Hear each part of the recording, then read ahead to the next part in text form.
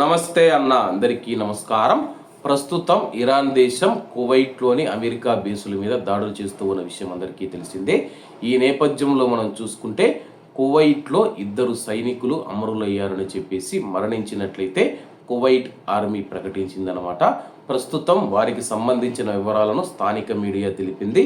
వివరాల్లోకి వెళితే కువైటు సాయుధ దళాలకు అప్పగించిన జాతీయ విధుల్లో భాగంగా కువైట్లో విధులు నిర్వర్తిస్తూ అమరవీరుడు కువైట్ ఆర్మీ నేవల్ ఫోర్స్ సభ్యుడు విధి నిర్వహణలో సార్జెంట్ వలీద్ మసీద్ సులైమాన్కు ఆర్మీ స్టాఫ్ సంతాపం వ్యక్తం చేసింది. అలాగే ఆయన తీవ్ర గాయాలతో హాస్పిటల్లో చేరడం జరిగింది. అలాగే చేరిన తర్వాత ఆయన మరణించారన్నమాట. అలాగే సైనిక కార్యకలాపాలలో కువైట్ ఆర్మీ నావల్ ఫోర్స్ సభ్యుడు సార్జెంట్ అబ్దుల్లాజీజ్ దాఖిల్ ఆల్ నాసార్ కూడా ఆర్మీ జనరల్ స్టాఫ్ మనం చూసుకుంటే సంతాపం వ్యక్తం చేసింది.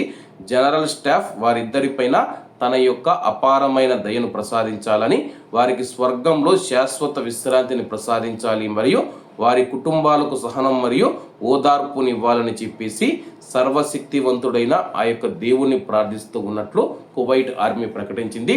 ప్రస్తుతం కువైట్ ఆర్మీ కానీ నేవీ కానీ మనం చూసుకుంటే కానీ 24 గంటలు కంటి మీద రెప్ప పడకుండా అయితే కువైట్ను కాపు కాస్తూ ఉన్నాయన్నమాట.